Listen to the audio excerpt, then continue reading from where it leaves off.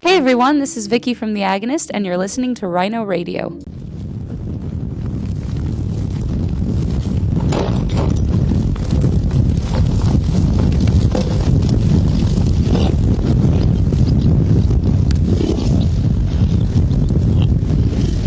You ready? It's stuck in my teeth, but it's okay. Okay, so we're getting ready with Vicky from the Agonist. How are you doing today? I'm great. Very excited. Well, welcome back to the UK. First time in Birmingham? I think it's the first time in Birmingham, yeah. Do you already agree that's the best city in the world? From the venue. No, I actually did go for a walk today, like 30-minute walk, and it was really nice, like the building, the architecture, and all that. So it's really hard to choose a best city in the world, when you're just there for a day to play a show. But have you bumped into Aussie? No. No, not yet. Not yet. Well, there are a few graffiti markings of Aussie. Yeah? There used to be a nice a bench, but they removed it, but it will come back. So by the time you come back, Birmingham's going to be complete and everything's going to be Aussie related. Very nice. Okay. So let's just mention that Orphans was released in September. Best moment out of the studio, the recent tour, what would you mark as a memorable moment? I mean, there's so many. Obviously, the thing that stays with me the most is just the songwriting of a new album, always just putting down all those ideas, like the lyrics, the melodies, and all that. And then, finally hearing the results, like when you get the whole album mixed, mastered, and it's done, and you're like, oh, wow, I did this, That's definitely something that stays with me all the time. And then just other moments like filming music videos or playing the new songs live for the first time. It's very nice, very emotional moments. Okay, on a less positive note, you guys from Canada, you spent some time in the US, growing up in the US, moved all around, touring all around. You know that the world is very divided right now, okay? And I'm going to go back to your origins in Chicago, okay? Let's put one disagreement of the world to rest. What's the best Chicago pizza ever? Best Chicago pizza? Chicago is very known for their dip dish. Their deep dish, yeah. I think there are two houses that always fight. Which one is the best? I forgot their names. Oh, like from the franchise, like the main. Because obviously being from Chicago... Of course, you have to know everything about that. Yes. I will say that the best pizza, but not just pizza in general, it's usually the tiny little hidden gem that you wouldn't expect to be amazing, and it is amazing. But from the two big chains, I guess Lou's is better. In my personal preference. So much cheese. So much cheese. Better cheese than too much sauce, though. Yes. You have to work on the relation between the ratio. Yeah. Yes. And you have a lovely song called Burn It Down, Burn It All Down. Yes. And if we're trying to make the world a better place, what is one thing that you would actually burn down to improve the world? Literally? Literally, yes. See, because the song, I mean, I guess you could take it literally, but I was going for more metaphorical sort of. I'm a literal kind of guy. Yeah, just burning down anything negative, to make space for something more positive. Burn down. What would I burn down? See, you would expect the typical metal musician to be like, oh, burn down all the churches, But no.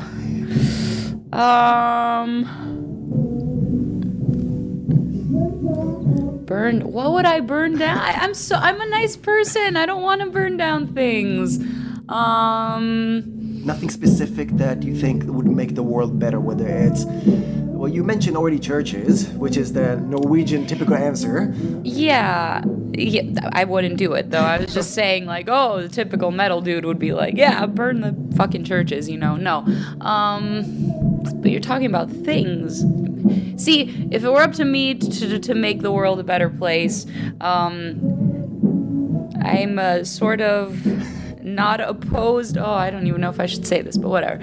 Sort of not opposed for the death penalty for certain situations, like certain crimes that there's no remorse there, like pedophiles or serial killers or whatever. Like I really don't believe in the you go to jail, you go to prison, and then you come out and you're reformed, because it's like there's something in the brain that's like you can't change. So burn those people. I don't know. Okay, well, I'm so morbid. Okay, so we're gonna try and improve something else. There are so many conversations about making the music scene a bit safer, a bit more welcoming to people of everything, all colors, shapes, genders, everything. Yeah. From your experience, what is one thing that we're either doing wrong or we need to do more to make it more open to more fans, more diverse musicians? One thing that we need to pay more attention to. Actually, I think we need to pay less attention to what people are saying, because the thing with division, racism, hate, whatever, it spews when you focus on it, and you take something that happened that could be this small, and then all the talking and spreading it around makes it so big. So I hear these like crazy stories a lot of time, like, oh, America's racist. I live in Chicago. Majority of people are not racist. Obviously, there's the odd bunch here and there all over the world that are sometimes the minority weird. Is just louder. Exactly, but then when the majority comes in and they make it seem like it's a majority, you're actually intensifying the problem. So I think, it's the same thing like as a musician, I go online, sometimes I see people like say negative comments about me. If I focus on those negative comments, they become a problem. They become an issue in my head. If I just see someone say like, oh, she doesn't know how to sing, I'll be like, and just ignore it. It's not a problem. You know what I mean? Yeah, even though it's really difficult sometimes. No? Not for me personally. Okay. No. Because, when you're in the public eye, you let in a lot of the good and a lot of the bad at the same time, and you just need to be prepared for that. You can't make everyone love you, So I think people... I'm not a misanthrope, I think people are genuinely good. There are the odd few that are very mean or, weird or whatever, but I think people are genuinely good, and I think if you just not ignore the negative things, just don't focus on all the negativity in the world, just focus more on positive thoughts and spreading positivity, that the world will be a better place, because there's only so many things like one person can do. So it's like, if you just do your part, put out something positive in the world, and something positive will come back. So, and you're leading me perfectly into my next question about the world being affected by the culture of PC. Mm-hmm. And I'm not going to ask you that question, but I'm guessing you were asked so many times, how does it feel to be a lady surrounded by guys in a guy band? All those questions. It's such a typical question. But do you think that we need to talk about this? We need to talk about it less? Does it help talking about genders in the metal scene or in general? Or just let's stop talking about, just disregard it all completely, be closer to the PC definition?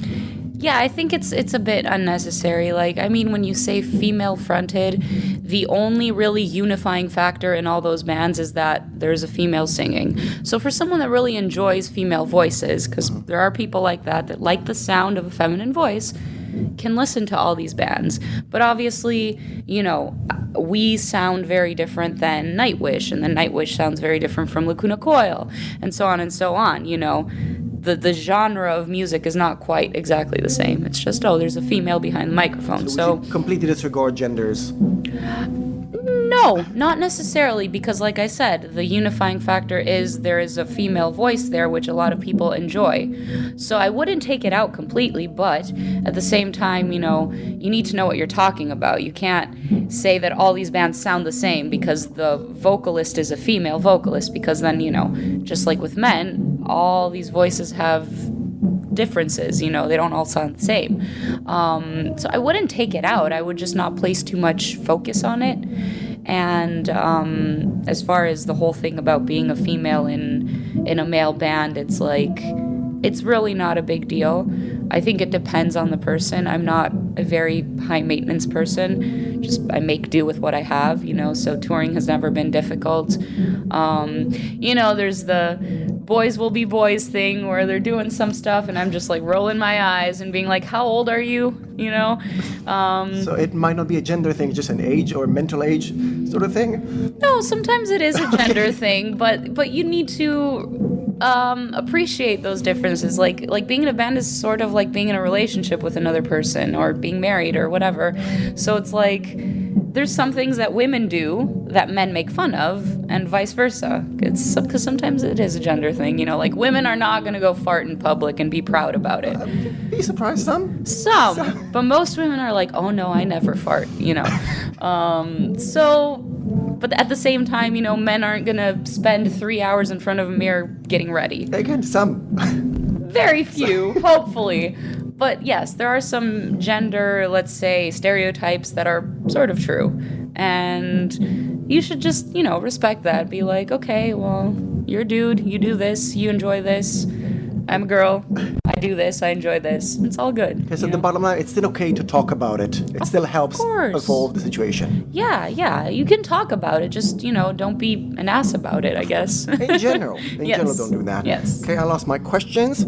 Okay, I want to confront you with a really weird rumor that I found online. Okay, I'm guessing it started after Killswitch Engage released a duet with Howard, their previous singer. So people started talking that maybe there is a duet in the future of the Agonist with you and Elisa. Is that something that could happen? People were talking about this? I don't know. I found it in the darkest corners of the internet. Oh. Is that something that somebody ever talked about? Or is that a big no-no? I mean, I personally wouldn't have a problem with it because I personally don't have a problem with her. I never met her. I never, you know, had any issues. But I don't think anyone else would. I don't think she would want that. I'm not sure the band would want that. There's a bad beef there, so... So far it's not happening? No. Not yet. I personally, I think, you know, not just a duet with her, but just in general, like, getting good singers to sing together on a song or on an album is, like, something really nice and something fans would appreciate. So I'm not opposed to anything like that, you know. Whatever happens, happens. Yes. Okay. And talking about friendships, you see how I went there? Yes. So I know that Tatiana from Ginger mentioned you as a close friend. I'm guessing you met before on different tours, but also mentioning that being friends on tour with different bands or friends with people that are not on tour is really difficult.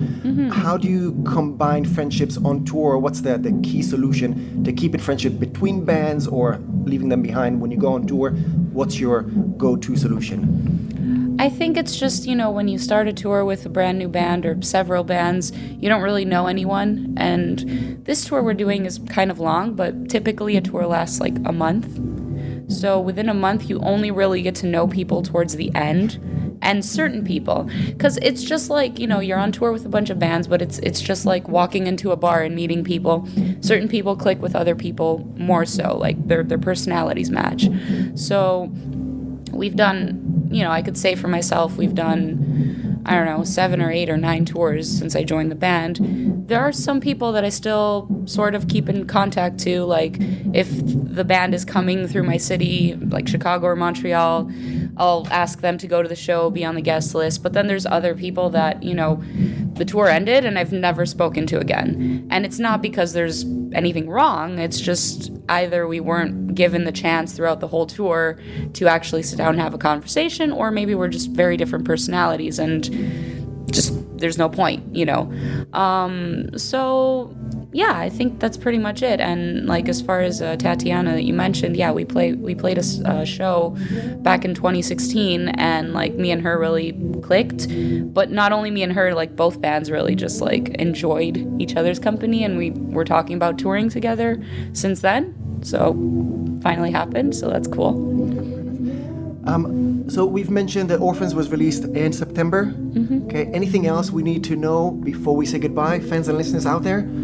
Well, Orphans was out. We're touring Europe right now. We have a North American tour with Flesh God Apocalypse in March/April next year. Coming back to Europe in the summer for some festivals and maybe standoff shows. We'll see. Stay tuned for that.